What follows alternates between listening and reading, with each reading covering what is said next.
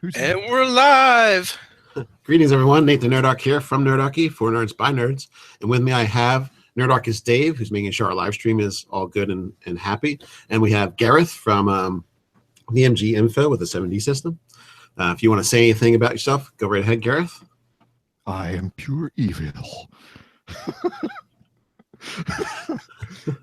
And aside from that, Gareth is a buddy of Nerdarchy's. He had a while back, he had a YouTube glitch. I'm sure for people who have been here longer, they know how much we went to bat for him and made sure he got the support he needed to get back to where he's supposed to be. I'd just like to say, because obviously I've said it privately and I've sent you hookers and blow and maxed someone's credit card, but thank you very much for actually doing that, because you did actually help with rebuilding my channel. So I am very thankful for that. Man, no problem. I wasn't even going to bring that up. Dave was like, let's make sure Gareth remembers his place.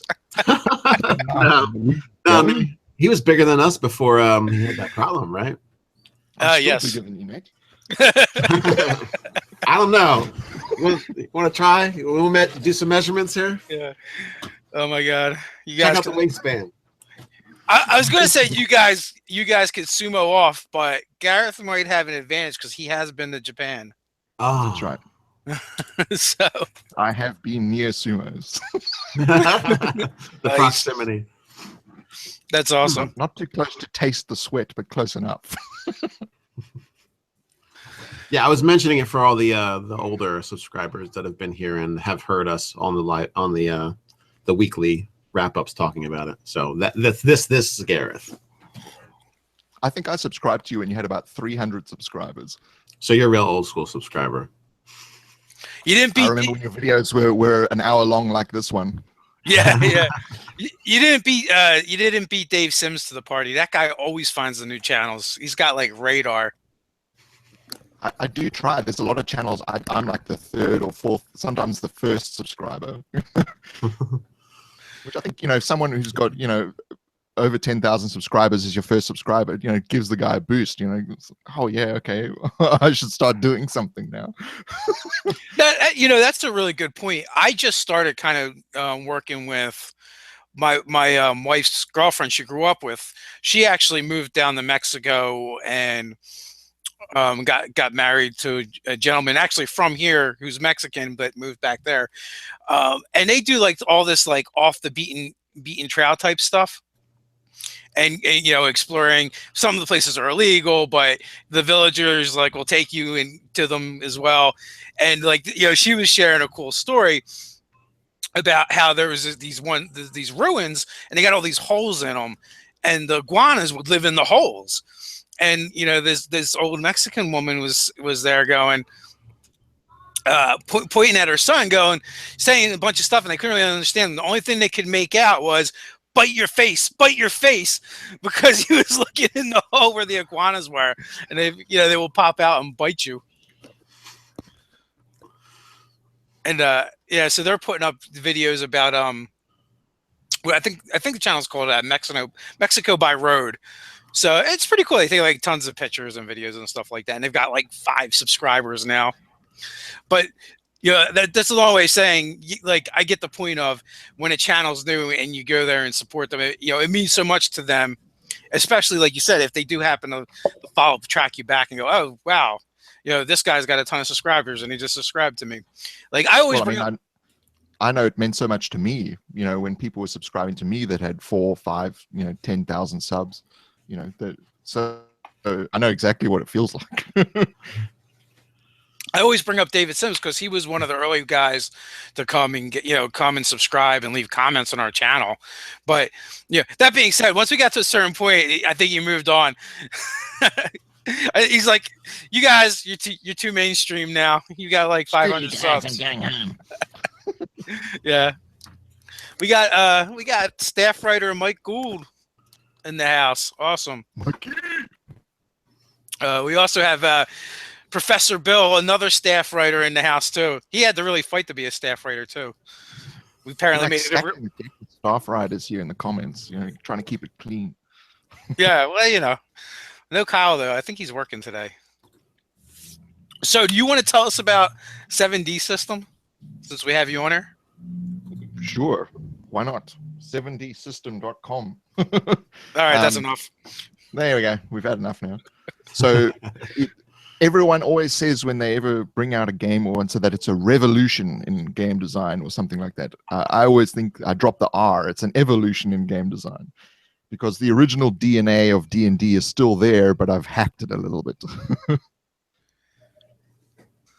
So, you know, it's something where, you know, I've got a pile of different RPG books. You know, I'm a bit like Scott Garibay in that sense. And you know, I'm always trolling through the things looking for, you know, pools and constantly looking for ways to improve the game as we always are. And you know, it's kind of one day I just had this idea of which, you know, took all of 2 minutes to work it out. And then the rest of it has taken 2 years to kind of like build around the central mechanic, which is really an attempt to create a physics and narrative engine that can be used for pretty much any genre. So whether you want to play rats in a sewer or you want to play an XCOM style game or D&D style game or whatever, you don't actually have to modify the rules in any way, shape, or form. It just works. So that's what that's what it's really about and for. Whether it is like that or it is obviously, you know, becomes the public when they bring out their tomatoes and pitchforks and have a look at it.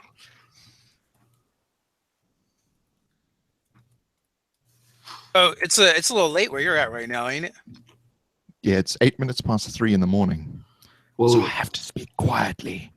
You don't want to wake the dragon. I don't know. We'll get into trouble. Nice. So you know, the 7D System channel's been growing for you. That's cool. And every once in a while, we like to have you on our channel. It's because we like to troll our fans, and nothing seems to get their juices flowing like you do. I'm the king of dislikes.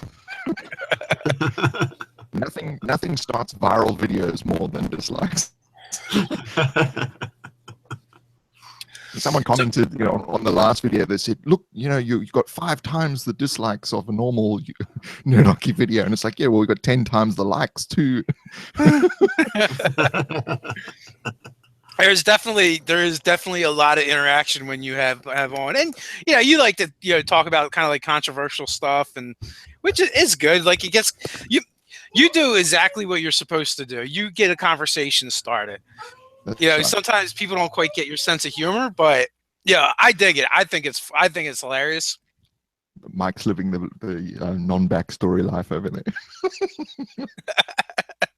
Yeah, Michael living the non-backstory life. Booyah. And also, you know, it also generates video responses as well, which is always cool. You know, it's always cool when you've said something which generates such a visceral response from people. Well, you know, for I mean, us too, like, it just points out a good topic because we know people. Apparently, people want to talk about it, even if they're kind of, they phrase it in a way that makes it seem like they don't, but they don't shut up either. So clearly, they want to talk about it. And you can tell who the guilty people are as well. They're the most vocal in the comments. Whoa, Brazil in the house. You guys want to kick off your roll call? We got Australia across the virtual table from us, of course. Got to put it in there. So yesterday I got trapped into a side quest. So I was coming back from my Tai Chi lesson, and I'm about to pull in my driveway, and there's a car broke down basically almost right directly from my house. And I look over, and there's this young lady with a flat tire. I'm like, I could just walk right in the house. But so I walk over, I'm like, do you need a hand? And she's sitting there with the donut, and the donut's flat as well. And she's trying to fill it with a compressor. And she's trying to figure out, how to get her car fixed or whatever. And I'm like, is there anybody you can call? She's like, no, I called everybody. So, she's fighting with her ex at the same time because apparently somebody's got to pick up their son from daycare. It's his birthday. and she was actually coming from getting his birthday present. I'm like, I got work to do. But I was like, all right, well, I made some phone calls. I'm like, we can get you a donut to put on it around the corner, and I'll take you if you want. If you're willing to risk getting axe murdered by getting in the car with me. And so fortunately, she did survive, and we did get a tire, and we put it on. And her son was happy. Well, maybe, I don't know. I didn't meet the son. So. And at what point did you meet the wizard along the road? You know what? There was a little wizard at the salvage yard, because you go there and you pay someone, and they're like, go down the street to the other place and just like honk, and the guy just honk, and the guy will find you. The junkyard ranger will find you. And it was a total lie. It was a total lie. Maybe a goblin. It was a total lie. We had to actually find the junkyard goblin ourselves. He's like waiting on the other side of the junkyard with the donut. Well, when you find the donut, I mean, I'm assuming this is some kind of inflatable ring as opposed to an actual donut that you eat. Donuts, yes, inflatable ring. That's what we call the spare. That's not really a full tire here in the States. Ah. See, look, you're speaking English, but I don't understand a word you're saying. See, Nerdarchy's educational as well. So educational. Oh, Ryan's here. Yeah. To throw some shade. Yeah, allegedly. Yeah. Get axe murdered. Have you ever seen Faulty Towers? Faulty Towers? Yeah, my English is very good. I learned it from a book. We got Ohio in the house, more Ohio, Detroit, Washington State, Montana, New York. Hey, you're not very far from us. You should come hang out. The state of Misery. Which one is that? We got some more Canada, Nova Scotia, Canada in the house. Upstate New York, New York City, Oregon, more Ohio, more upstate New York, more Ohio. Oh, wait a minute. That's the same one. You're doubling up. You can't do that. We got Georgia, Alberta, Canada. I don't even know where that is. Anda Pen. I don't know. I can't read it. Bulgaria's back. Nice. Bulgaria in the house. Oh man, you guys are awesome. Especially you guys that are like getting up in the middle of the night and watching this or showing There's up. all the Norways and the Swedens, want the Svensk and all that kind of stuff happening in the comment section. Because normally I don't see the comment section because I listen to this while I'm driving my car in the morning when I'm going to work. Because clearly it's at 3 a.m. So yeah, clearly. Yeah, you know what? I don't see any Switzerland or Sweden or Denmark in the house today. Usually we do have a few of those. DMG guy, he's not very good. I'm not watching his videos. Maybe you drove them off. You, my friend, are not huge in the Scandinavian countries. I may look Scandinavian and be huge, but I'm not huge in the Scandinavian countries. It's okay. It's okay. Curtis, I'm actually in the middle of watching Critical Role 2 hours in. Thank you for taking the time to come and visit us. I know, that's going to be a little disjointing to, break into that with this. What a letdown. We'll just continue the quest and pretend to be Matt Mercer and the rest of the crew. Nice. And along came a giant spider. Nate, you can be Misha. I'm probably saying her name wrong. Who? We got Lithuanian in the house. Yeah, we don't actually know who they are. That's pretty cool. I don't know if we've had Lithuania before.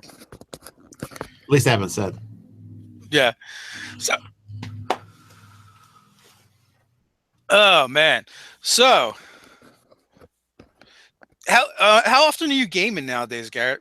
And is it just 7D system, or are you playing anything else? All I have time for is 7D system. I work like an 80-hour week. Excuses. Excuses. I have my merry band of players. When I got married in Vegas, they all came with me. So, that's we're quite a tight knit group, and yeah, it's pretty much 70s system. It's just beta test, beta test, beta test, beta test. I am playing a game with Drunkens and Dragons, DM Scotty, and Black Magic Craft as well. They are playing 7D system. That's called the Tilvertonians, and the first episode of that is hopefully going to come out in the next few days. And that is a riot. That first episode is really, really funny. So we're trying to get a regular game going, but life is complicated to try and coordinate in time zones, and they say, oh, we can do Sunday. I'm like, that's Monday for me. Yeah, time zones, time travel.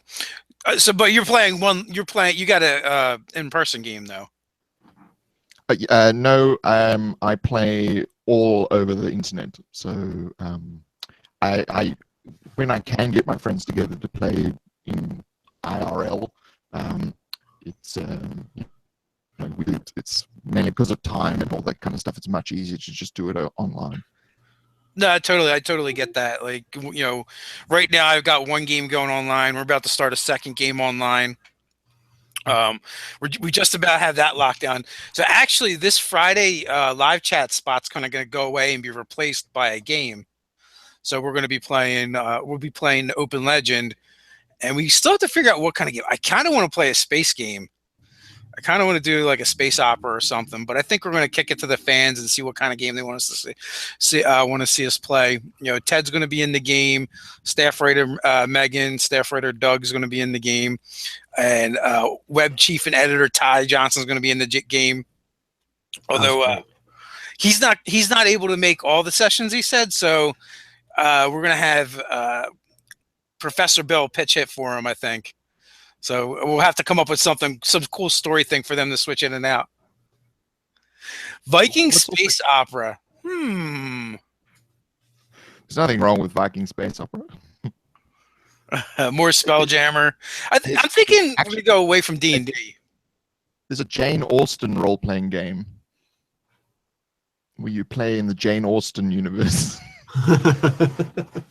I'm a big fan of Jane Austen, which you wouldn't think to look at the kind of stuff that I put out, but I'm a huge Jane Austen fan, and I was like, oh, this could be interesting, but I'll never be able to find anyone to play. Is that the same? Is that the same world as the $1 Million Man? No, Jane Austen's like from the 1700s. It's that the British, everyone is want for a husband. Oh, okay. I was totally thinking of something else. No, definitely not that. Definitely not that. Well, it's not the first time, that's for sure. Dashwood. Who's Dashwood? Ranger Roy is suggesting an American Gods based game. Oh, okay. I am not familiar with American Gods, so that would be difficult. I've been trying to push my players to play in an XCOM game because I'm the original UFO. I wasted so many hours on that game. Well, I should say years, not hours. I still have it and I still play it. And when the new one came out, I was like, this is fantastic. Basically updated graphics, all this kind of thing. But it kind of lost a little bit in translation. But I'm a huge fan of the original, and just it really RPGs lend itself to something like that. See a squad of 4 guys going to kick alien ass when they've landed in the cornfield. I'm reading the comments. There's some funny ones there, especially with the Jane Austen from Rich Carl. You have super angsty. And keep a journal of poetry for Jane Austen. There's heroes, superheroes. They're crying for City of Peril.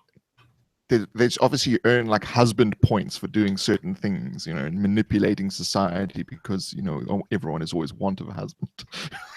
I haven't actually purchased or read the RPG. I read a little bit about it, but I thought, nah, I'd never be able to find anyone. There's a kindred spirit in the comments for you in the chat. Frigginator 1369. He's also crying out for the XCOM. I don't actually know what XCOM is. Paranoia? You don't know what XCOM is? No, I don't. I'm afraid. Send you a link. No Jane Austen. No XCOM. Really? You don't know what XCOM is? Wow. No. That man, if you're gonna get back into computer games, you gotta start with XCOM and finish with XCOM. See, I never really played computer games. That would probably be why. Like when I started computer games, it was like Worldcraft, the real-time strategy game, and like StarCraft. Actually, gaming online was probably StarCraft. And then I played that for a little while. I try not to do any computer gaming because, it'll just suck away the rest of my life. There's one game that will basically every time I mention it and someone goes, "Oh, check it out," and they think, "Oh, and you played for 30 minutes," and then they realize they were playing for 12 hours straight. It's Ancient Domains of Mystery, ADOM. So the website is adom.de. I haven't played in a while, but I love that game. There's no graphics, there's no sound, and you're a little character that moves along. It's a roguelike.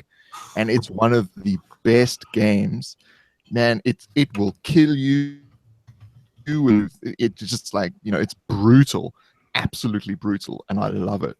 And a friend of mine actually holds the world record for the amount of experience in the game. He's like one of the only people to hit 1 billion experience points.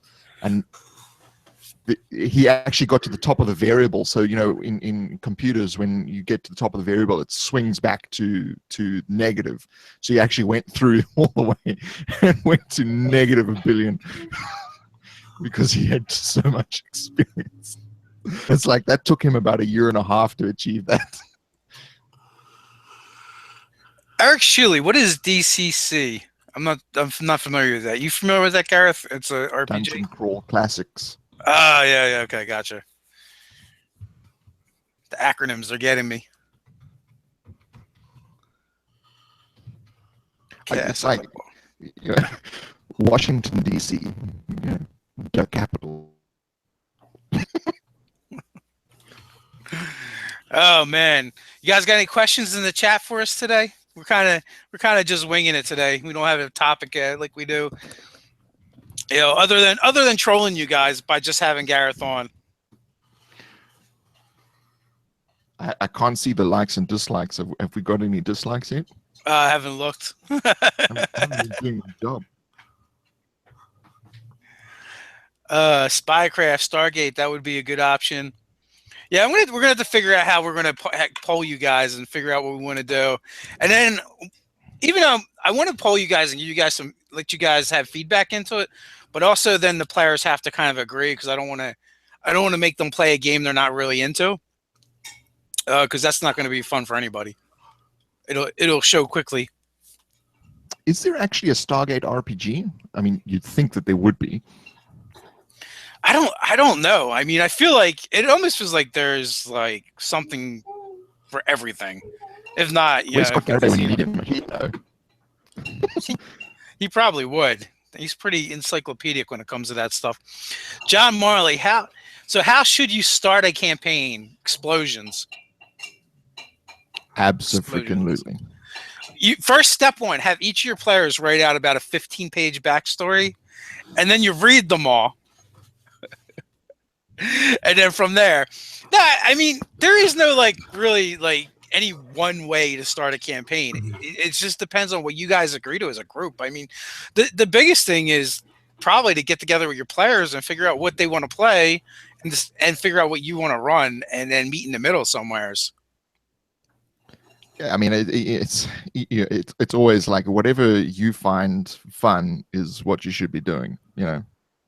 So long as it's not gutting small cats or something. But it's each to their own in terms of entertainment. And as I said in one of my videos, if someone tells you you're playing it wrong, just don't listen to them. Play with someone else. Yeah, so that's really, it's just a hard question because it's such a blanket statement. The right way to start a campaign. Right is going to be different for everybody.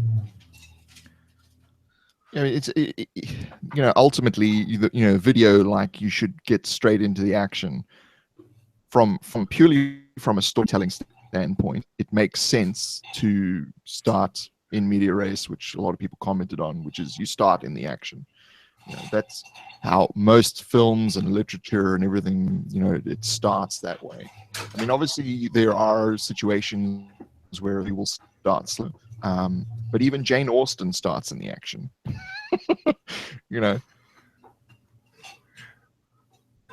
So okay, so what where did I just lost him? I just had him, then I lost him. So John Marley was actually kind of referencing your last video. For us, that was forever. For us, that was like 30 videos ago. Yeah, that was about.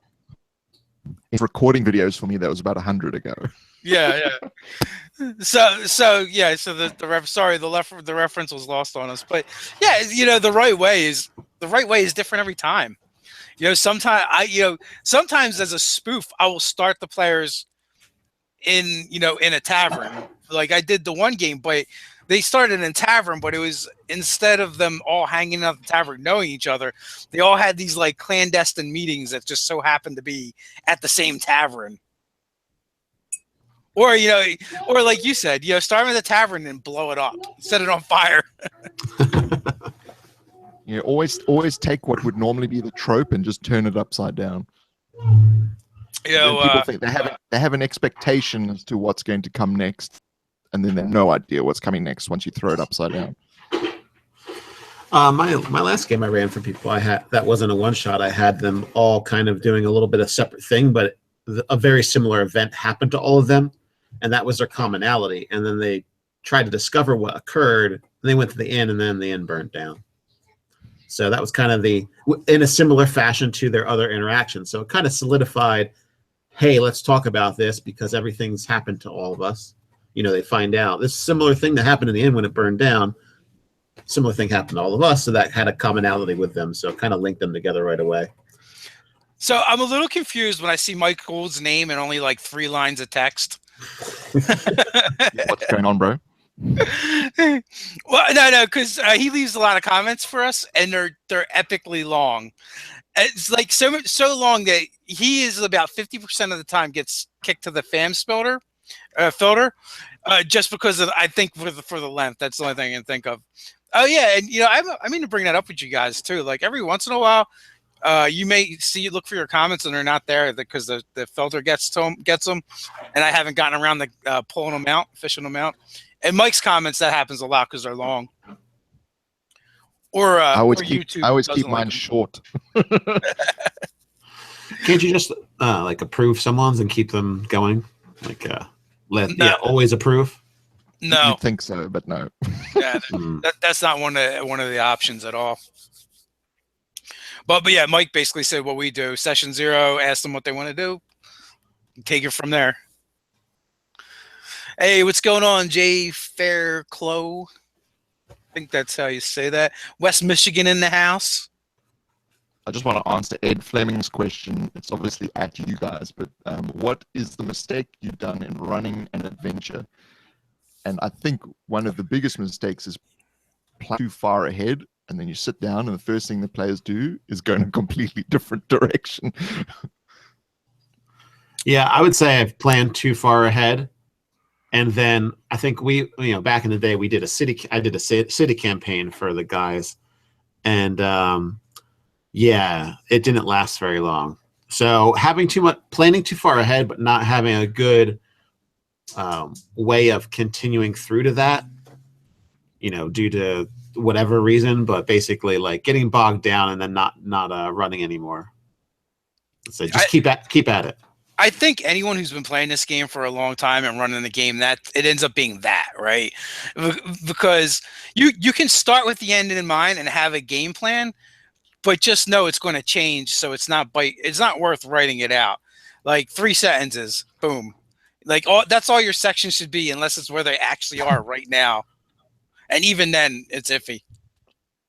I'll shamelessly swing it back to 70 system then, because part of what I have set out to do is there's very few role-playing games where in the book it actually tells you how to tell the story.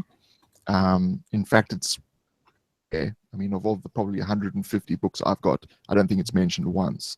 And what I've done in 70 System is lay out, this is how you actually structure a story. So I did my master's degree on narrative, and it's, you know, you understand that there's a nice template you can use for how a story actually functions, and how you can use characters and that kind of thing in the story. It actually relieves a lot of pressure on yourself because it begins to naturally flow in that direction. And there's a lot of things about in my channel on storytelling and RPGs, where, you know, a lot of the stuff is not new. It's something you've already been doing. But once you see the lay of the land in terms of how the story is actually structured, it actually alleviates a lot of the pressure. So when it comes to designing a campaign or designing just a single one shot, you know, you can have a single piece of paper and just write out the key points of what needs to happen, and the rest of it can kind of just make it up as you go along. And so that's very, very important from a game design perspective. I mean, the game I ran for Drunkards and Dragons, DM Scotty, and Black Magic Craft, I put that together about 15 minutes before we started playing, and it was just one sheet. You can actually download it from 70system.com. It's a narrative one sheet, and you just write out the story, and you pretty much hit those points. Pretty much go, you know, in whichever direction, but you know what points you got to hit, and it just feels natural because all the books you read, all the movies you watch, all structured in a very similar way. So it helps immensely to have that kind of, you know, groundwork or foundation to what you're doing. Well, a couple things in the comments real quick. Hey, Mike Gold, I'm just ribbing you. We love your comments, and even if I don't respond to them, I read a lot of them. We actually do appreciate the value that you bring to the comment section. You and Boris Strimlin, you guys are friggin' juggernauts in there. Ed Fleming, have there been character names you say no to? Well, I have Grundle Punch and Richard Pickledick in my one game, so so I'm pretty open to whatever, as long as there's nothing too like offensive or hateful or anything like that. I would shut that down. Pretty much, if they can't be said, you know, if you just can't pronounce the name, then it's like, no, I'm just going to call you Bob.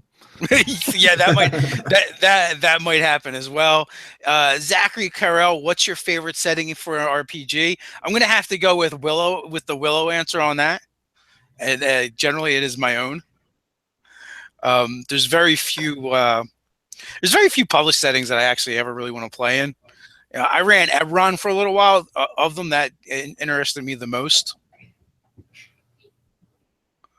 Mike's just asked me if I run 70 System with the terrain and minis made on my DMG info channel. Yes, I have actually done it.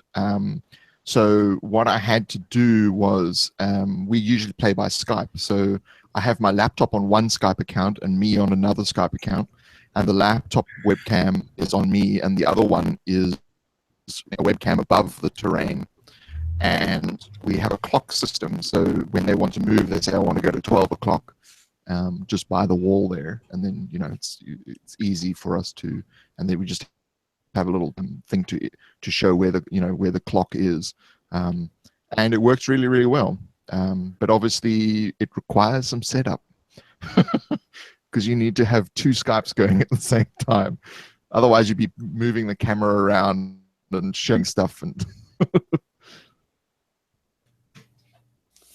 Yeah, actually, I was surprised. I figured you were going to say no, but you figured it out. But I guess that being said, like all the terrain you use, you have to want to use it. How much or all the terrain you make, you have to want to use it. But how much stuff do you have? Do you just have like totes of terrain all over the place? Do you have a storage unit? No, it's actually, there's not much at all. There's, in one of my early videos, you see the box. I think most of the terrain is in one of those boxes and in half of one of the rest of the boxes. And the rest of the stuff is really, really small. So it doesn't actually take up a hell of a lot of space. However, there are people that do like basements full of stuff. Unfortunately, I currently live with my in-laws and I don't have access to a basement. I have access to the room that you see behind me, and I'm allowed to put all my shit here. So Uh, so you can see all my crafting stuff over here. So let me show you the ceiling there for a sec.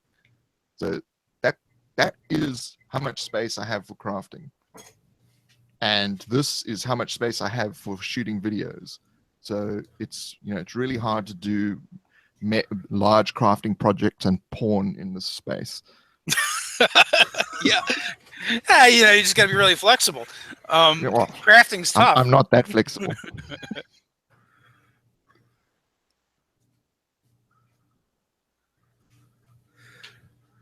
Oh man! So Ed Fleming wants to know: would any of you do a guest appearance on Critical Role? No, that's definitely beneath Nerdarchy status. Come on, of course we'd play on Critical Role. Actually, I'd be intimidated to be honest. Nothing is beneath me, except this chair. I would be there to make them look even better than they already look. And what type of character would you play? I don't know. I've always had so many different kind of characters like running through my head. It would be whatever struck my fancy at the time.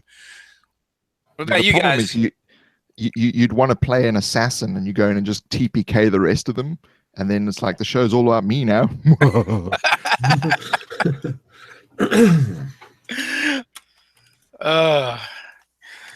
I'd play my necromancer, Nigel. Nib with Nib. Yeah, with Nib. The main character is Nib the puppet, so I'd have to do the puppet. I have to do the puppetry. I've been thinking about it. So hello. You'd have to make the sock puppet version. That would be awesome. Well, no, I'd want to be able to control it. I know how to do the puppetry for it. I know how to, I would just need to get a control that I could use out of sight, so they could like whip his head around and open his mouth and stuff. Professor Bill, Dave would play a mountain dwarf. Be real. Come on, dude. I'm playing in a Twitch game right now, and I'm playing a hill dwarf. Clearly, I've varied it up. Yeah, he's expanded his skills at roleplay. No, Sean Murray, the Critical Roles, he says the Critical Role is too polished, if that makes any sense. It does make sense, and actually the character portrayal for for Nebuchadnezzar, and Nigel would actually be really good for something that's polished, because it would be, there's a lot of comedy that happens with that character and strangeness that happens with that character. That's not funny if it's just like everybody at a table and you can't like get facial expressions and stuff. It just doesn't work. So yeah, I agree with Sean Murray. He says Critical Role is too polished. And it's like, for D&D, it's not raw enough. It's D&D, the culture is people sitting around eating Cheetos and drinking Mountain Dew. You don't see any of that. Yeah, but the point is not to just LARP everybody sitting around the table and doing their thing.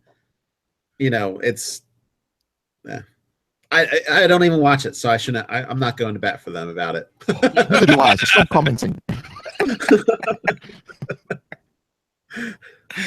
Oh man, what's up, Red Brook? What's going on? Gallifrey's here as well.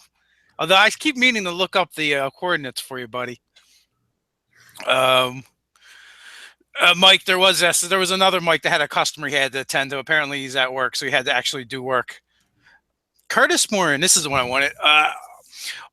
Are you getting Matthew Mercer's campaign guide when it comes out? I think he's releasing it at Gen Con, right? Isn't that what I heard?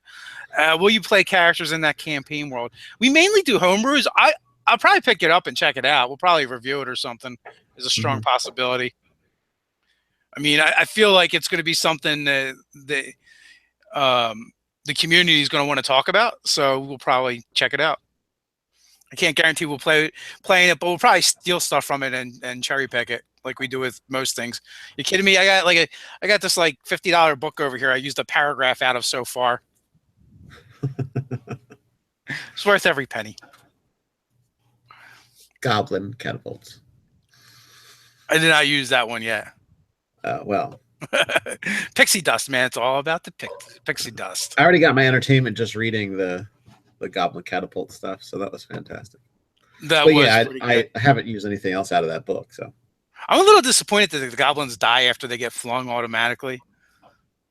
well, But you know. don't they just take the same amount of damage they deal? No, I think it just says they die. I don't even No, think that's a I don't even shame. think I don't even think it talks about the damage. Although, like you could build a story about one goblin that was in the goblin flinger and he survives and he becomes like a goblin hero. Because he probably would Like have landed in a snowbank or something. you get impaled by a goblin, and there's rules for like how it bursts out of you.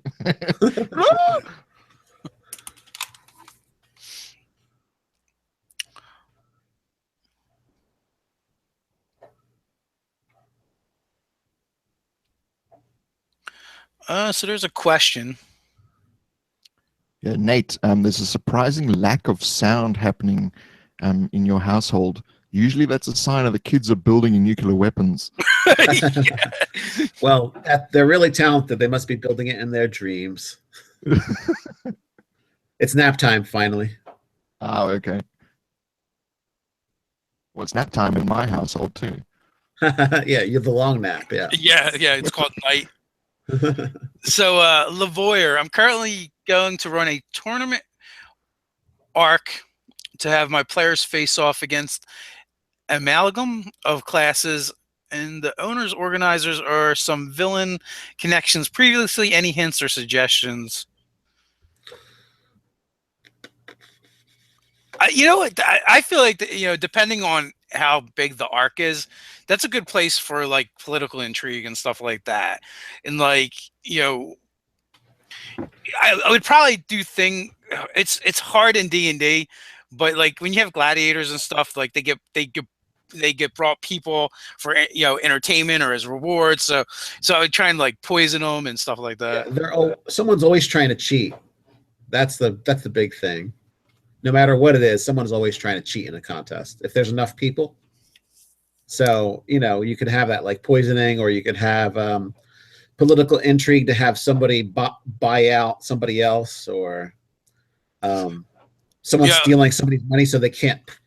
They're like an honest person, and someone's stealing their entry fee money so they can't even get in. So like the players could even need to get it back, or like side quests while they're not fighting. watch like any like teen Battle of the Band movie, right? And like that's where you steal your plots from. You're like shitty 80s teen Battle of the Bands movies. I know over the years I've gotten my inspiration from some pretty weird places. I think they're mocking your lack of beard. Yeah, I had to shave it off. No, I never know. They wouldn't let you into Australia. No, yeah. There's strict laws about that. Oh, excuse me, mate. You don't seem to have shaved this morning. Have them framed and arrested. Yeah, that could be a good one as well. There's all kinds of ways you could go with that. I mean, with the information we have, you could also steal from like the Hunger Games, where patrons give them stuff to help them, or or help their adversaries, as the case may be. I have a town in my world that my players refuse to go even within 10 clicks of the place. It's the most corrupt place in the universe, where the city guard basically run the show, and the local baron is just a lowly person in the city guard. But it's all laws have been flipped flipped around, and people would rather admit to having murdered someone than have reneged on a deal, because the punishment is less severe. And so this place is so corrupt that they just won't go near it. And so it's like oftentimes they go, oh, you meet some well-armed men on the road, and you recognize the crest on their breastplate, and it's from Rhodes Mead, which is the name of the town. I won't go anywhere near these people.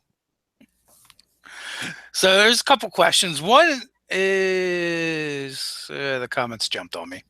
Son of a bitch. Scott And- Minyard basically brought up, what do you do when the DM keeps tinkering with the rules and homebrewing them and you don't like it, basically making a simple system complex. You're going to either, you can have a discussion with the DM, you can have a discussion with the group, you can accept it, or you can find another group, or you can take over, run the game, and run the rules the way you want. They're really basically your only options. You can't make anyone do anything.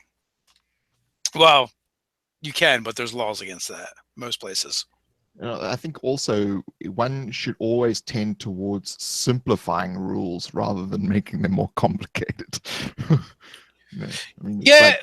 You want to streamline the game. You don't want to, just become, spend 3 hours trying to figure out encumbrance. It's funny you should say that, because at my Kung Fu lesson the other day, or my Tai Chi lesson, my teacher was like, you're adding movements in here. You're taking this 144 movement form and adding, 208 to it by the time we're done. Stop that. But I totally agree. But unfortunately, I think, people like to do that. They like to overcomplicate things. If there's 3 steps, they want to take 44 for some reason. Yeah, more steps are better. And nerds and geeks are the worst at that, unfortunately. So Give me my tables, give me my charts. Yeah, they would have put their stamp on everything, I guess. But I think the collective here probably agrees that simple is nice.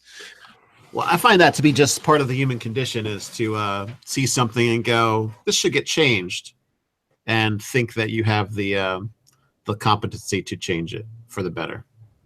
Well, I mean, when I first started playing D&D, it didn't take me more than an hour to say, no, I don't like this, and I modified the rules. So, just because it's in the book doesn't mean you have to do it that way. And oftentimes people get it wrong. I know I get things wrong. And, that's another process when I go through 70 system is like, am I adding layers of complexity for no real reason? Or am I trying to become too simulationist? Or, obviously there are certain things that are going to be used by their very nature, like combat is always going to be complex. Scott Garabay just did a video on trying to reduce the amount of time it does to actually do combat. That's the heart of a lot of role-playing games is the combat mechanic, and sometimes it depends on the players. Some people want extremely realistic combat, and some people want it to be over in 2 minutes. So again, the game style then becomes very important. And sometimes, you may be playing a simulationist game where you go, well, it really shouldn't take half an hour to do one swing of a sword. So maybe we should just simplify it just a little bit. So Ed Fleming asked a question, which I don't know if you're going to actually be able to answer it, unless when you got married in Vegas, you happen to find some gaming stores here and you check them out, because he wants to know the differences between game stores where you are. Game stores here, well, there's less of them, purely because commercial rents are so high. Because we have a ridiculous property market in Australia where every house costs $1 million or more.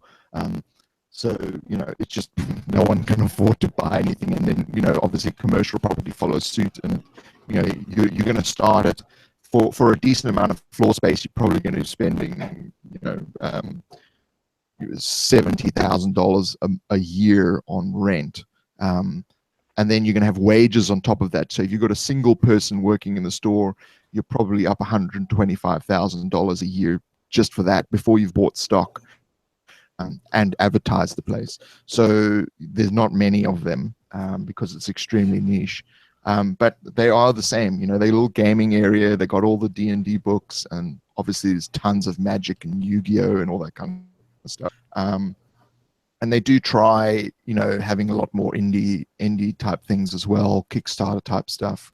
But if you guys spend $25 on a book, we have to spend $65, and the exchange rate is not.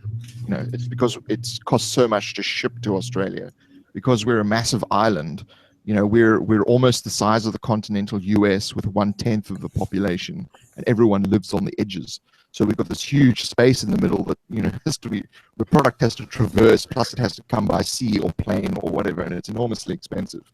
So, you know, that makes it very difficult. But what I must say, I went to gaming stores in Japan, because knows that basically no matter where I am in the world, I can spot a gaming store from a mile away.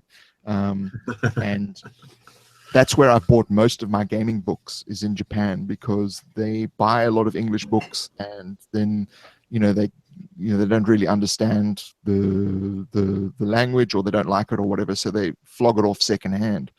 And the secondhand market in Japan for English language RPG books it's incredible what you can buy. For $100, I probably bought 100 books. So, you know, I come back with like Santa Claus with his bag full of shit, you know.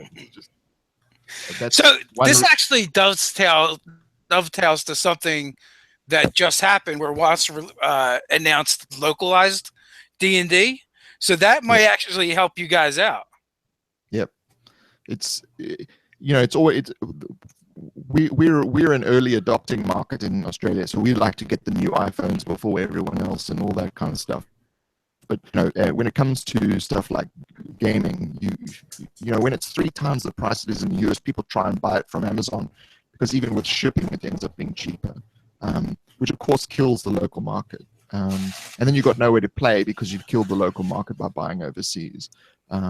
So, you know, it's a catch-22. You don't want to spend 60 when you can spend 30.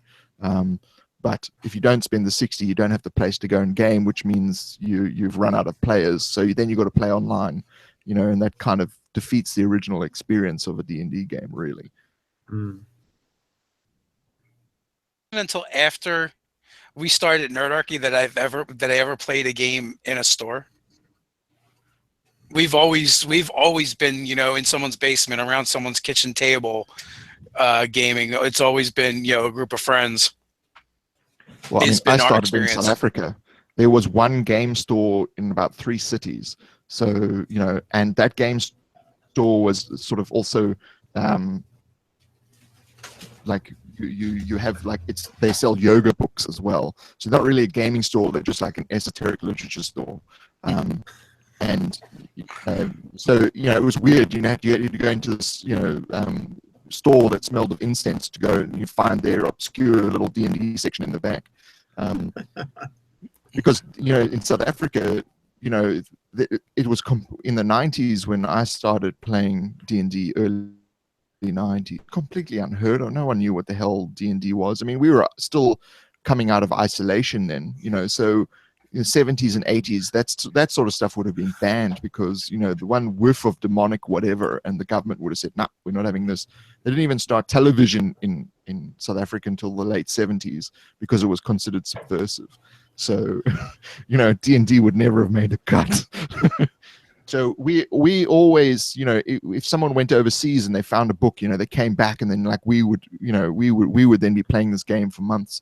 I mean, I went to Australia once, and I found a White Dwarf magazine. I came back, and we reverse engineered the 40K rules from the battle reports, and we played 40K for about a year before we'd actually read the rules. So then one of us went to the UK, and he bought 40K and he brought it back, and we realized we were playing it completely wrong, because we were doing movement and everything the wrong way.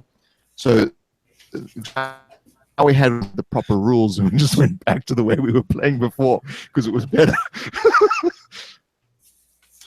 I'm being conspired against in the comments, I believe.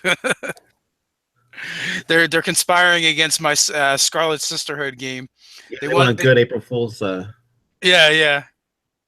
Also, there's been a call for Nicole from Cardboard Fortress to make a guest appearance with Grundle Punch. Especially because they're on this drug dealer arc. Which that might happen. The Faglow. That may just happen. Who knows? Yes. So for people who don't know, South Africa was isolated from the world. So someone made a comment there about apartheid. We were isolated from the world for a very long time. So we never got things like British TV. You know, when I spoke about I I can't even remember the name of the show now. Faulty Towers earlier. We didn't see that on TV. Those were bootleg video copies. You went into the back room of your local video store, and you slipped a fiver underneath and said, "Yeah, can I go into the back room?" And you get British comedies that way because they were all illegal. So one of the funniest things was obviously we had Lethal Weapon 1 and Lethal Weapon 3. We didn't have Lethal Weapon 2 for some strange reason with diplomatic immunity.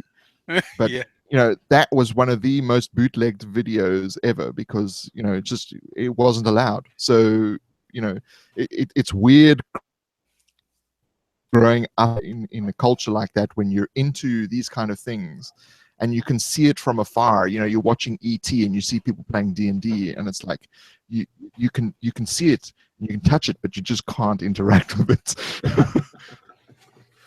Wow. Yeah. The things we take for granted, the fact that we can, now, now, like, things are so much easier than they ever been for us as gamers. We reach to the far corners of the world. We game with people overseas. It's everywhere. And even like when we were kids, there was a little bit of the demonic craze thing, a little bit of taboo, but still, we could find people to play with. You might even find a D&D club in your school, and you're like talking about, well, yeah, we had to like sneak into a back room just to watch a British comedy. Yep. I remember I had Blackadder Goes Forth, and we were studying the First World War, and I had a bootleg copy that my father's friend had sent out from the UK. For like a week, and we watched each history lesson. We sat and we watched an episode of Blackadder Goes Forth, and you're a young kid. You're not exposed to this kind of humor and this people doing this kind of stuff on TV because they just like this stuff at all. And you also had the thing of it wasn't just this South African banning stuff. You also had the people in the UK, the cultural equity ban, which was basically actors and writers and everything in the UK because they disagreed with the apartheid system. They didn't want their stuff being distributed either.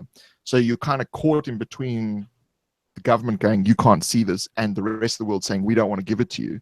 Mm-hmm. So, obviously, we're talking about a horrible system here that obviously, was, pushed a whole lot of people under the poverty line and extremely bad system. But when you're 10, 12, 13, and you're living in an environment like that, that to you is normal. It doesn't, you're not seeing it for what it actually is. Obviously, in hindsight, it's like, of course, they should have not been sending that stuff to South Africa. They should have been the cultural equity ban. All that kind of stuff helped with making the change in South Africa. But it's just when you're living in it, you don't see it for what it actually is. No, I totally get that. You don't know what you don't know. It's really the simplified version. It's only stuff's being hidden from you. You don't know what's going on because it's being hidden from you.